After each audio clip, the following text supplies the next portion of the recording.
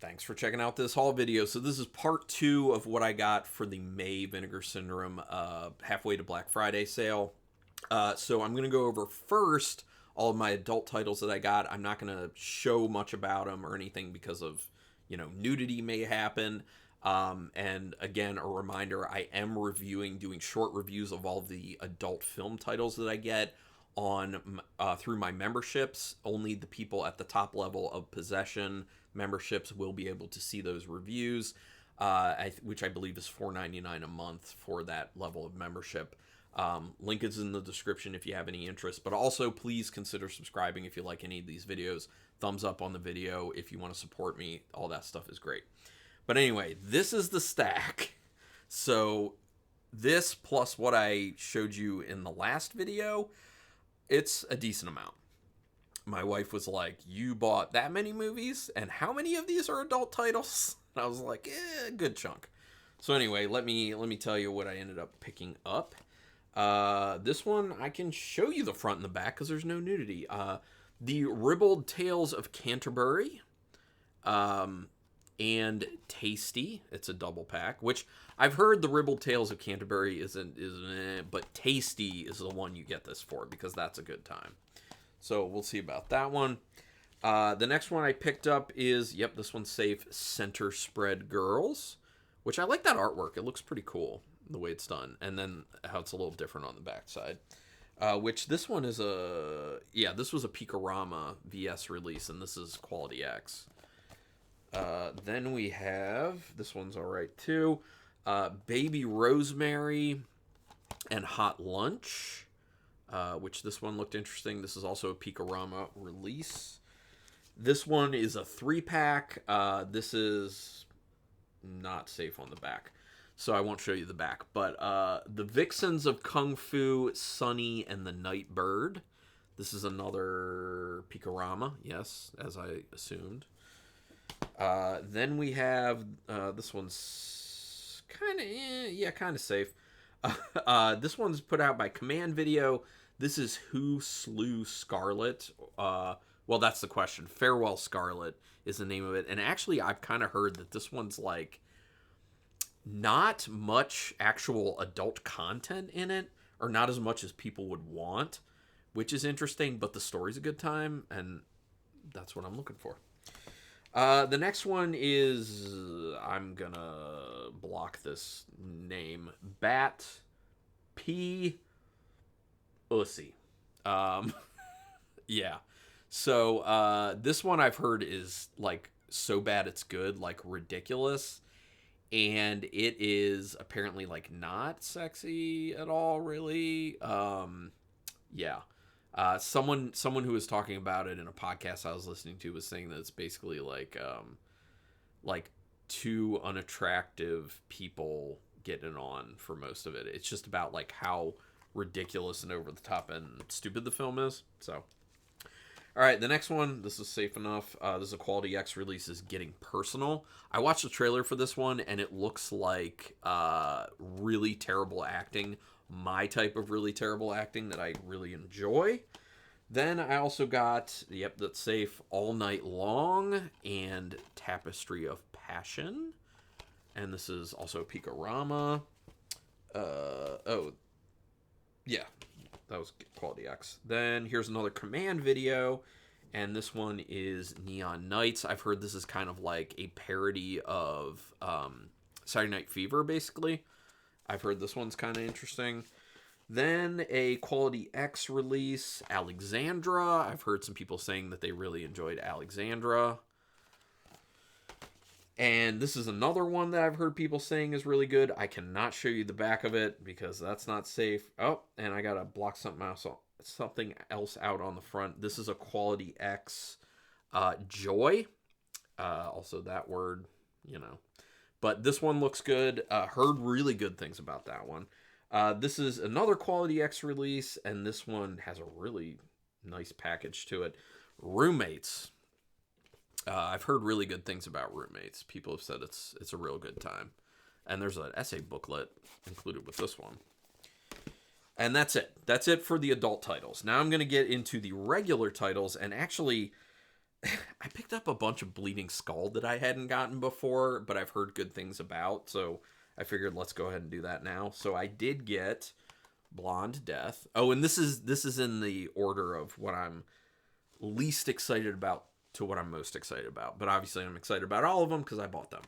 So yeah, Blonde Death. At this point with the Bleeding Skull ones, you can't really get the slipcovers unless you get them like immediately. So shot for $2,000 on video by James Dillinger and produced by Los Angeles art collective Easy TV. Blonde Death is a savage blast of underground anarchy. The story, the story follows the transformation of Tammy Lynn Beaverdorf, that's a name, from bubbly teen to death-tripping speed freak in an in-your-face rampage of sex, drugs, and violence that climaxes with scenes that were secretly filmed inside Disneyland. Satiric, subversive, and gleefully enraged, Blonde Death is an essential chapter of queer cinema history. Blonde Death. Excuse me. Let me get some water. Since it's spring, there's just so much tree pollen that's just getting me. Anyway, the next Bleeding Skull one I did get when it was first released because this looks fun. Apparently, it's like a very low budget takeoff on Reanimator, and that is the Soul Tangler. That's a fun that's a fun slipcover right there. That's fun too. I like that. And the inside, like nothing. Welcome to Long Island's answer to Reanimator. The Soul Tangler tells the story of Dr. Anton Lepesky, a rabid genius who develops a drug that allows users to inhabit corpses and embark on gore-soaked murder sprees. Shot on 16mm in basements and garages by director Pat Bichot on Long Island, this is body horror bliss that's filled with dreamlike imagery, wanton dismemberment, and an earnest devotion to storytelling in the spirit of H.P. Lovecraft. Watched the trailer, looked very interesting and fun, and the gore looked pretty impressive for being super low budget. So yeah. And then the last of the Bleeding Skull ones that I ended up picking up, that I was interested in this one when it originally came out, and then I finally just went ahead and did it. And that is Way Bad Stone. I am a Dungeons & Dragons person. Oh, it says a bloody universe of sorcery. I am a Dungeons & Dragons person. I played when I was very young and have played off and on for a large portion of my life, and this is related. Shot for $2,000 on video in the enchanted forests of Florida, Way Bad Stone is the unofficial Dungeons & Dragons adaptation that you've been waiting for. The story follows Aladar, a wizard seeking revenge against a gang of barbarians and one demon who stole a magic stone. Directed by Archie Waugh and co-produced written by Jane Skipper, this bewitching passion project features raucous, Ren-Fair dialogue, splattery violence, and a powerful dungeon synth soundtrack. Sounds interesting. It's the perfect complement to your next regularly scheduled LARP campaign. All right. Yeah, sounds fun. Very fun. Then the next one is like, it was on the Melusine site and also on the Vinegar Syndrome site, and it's kind of what I understand more a Vinegar Syndrome type release than Melusine, but it's put out by Film Movement. And I've heard this is a legitimately good film, and that is Her Body. I think it's a Czech film. Yes, Czech with English subtitles. I've heard really good stuff about this one. There's the back. I haven't show you the backs of the other ones because there's like nothing there, pretty much. All right. The gold medal dreams of Czech high diver Andrea Absolonova and are shattered when she suffers a devastating spinal injury while training for the 1996 Olympics. Forced to leave the sport she loves, Andrea follows a photographer friend into the world of nude modeling, ultimately reinventing herself as adult actress Leia de May and performing in over 80 pornographic films. Now, apparently this is based on a true story, and it's a impactful film from what I've heard, so I'm very interested to check this one out. Her Body.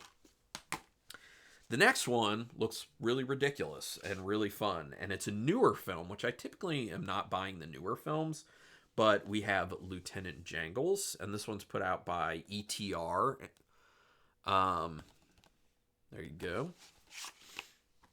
That's cool. I really like that artwork. That's fun. There's a little on the back there, and on the inside, this sets the tone over here with the dude on the hot dog. That sets the tone. Crime is a disease. Meet the condom. It's the mid-1980s in the most crime-ridden city of Australia. Only one man keeps the scales of justice even. Cowboy detective Lieutenant Jangles. After his partner is killed in a blazing shootout, Jangles goes on an explosive and blood-soaked mission to avenge his death. His quest for vengeance unintentionally makes him the enemy of a mysterious new crime boss who has been quietly taking over Brisbane City. When their paths finally cross, one thing is made clear. This town isn't big enough for the both of them. Yeah, I watched the trailer for this one. It looks ridiculous in the best way possible. And what year is this from? 2018, so pretty recent. And the one I'm most excited about that I finally picked up, it wasn't moving super fast initially, so I was like, I can hold off, but I decided to go ahead since it was on sale. And that is Red Peony Gambler 1 through 3, and this one's put out by Film Movement. Film Movement puts out a lot of cool stuff, by the way. I haven't bought a lot of it, but yeah. There's a little essay booklet in here too, which you know how I feel about the essay booklets. And as you can see, the discs. Let's talk about this. Produced during the heyday of Ninkyo Iga, chivalrous Yakuza films, the seminal Red Peony Gambler series has had a lasting influence on cult cinema. The illustrious Junko Fuji stars as the beautiful and badass Oryu, the eponymous and benevolent female gambler who uses her incredible might for right. In the series premiere, she rambles into town searching for her father's killer with a wallet left at the crime scene as her only clue. At a card game, she meets a kindred spirit, the notable and handsome Yakuza Katagiri, and soon they are a force to be reckoned with. Part 2 finds Oryu under the arm of the kind gang boss of a silk farming town. When ruthless loan sharks encroach and their treachery leads to murder, it is Oryu's sworn duty to exact justice. Maestra of Japanese cinema Taikato simultaneously satiates and transcends genre tropes in his masterful direction of the celebrated third film in the series. From its classically melodramatic opening set piece involving an oncoming train, the stage is set for a visually rich tale of good versus evil. It does not look like there's a whole lot as far as special features go, but the films look great. So Red Peony Gambler 1 through 3. And that's it.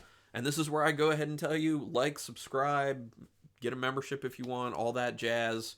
But you can also put comments down there and say what looks interesting to you, what have you already seen and you recommend or don't recommend, what have you picked up recently, or just, talk about whatever. I'm down. But anyway, thank you so much for taking your time to watch this video. I appreciate it. And until next time, keep it brutal.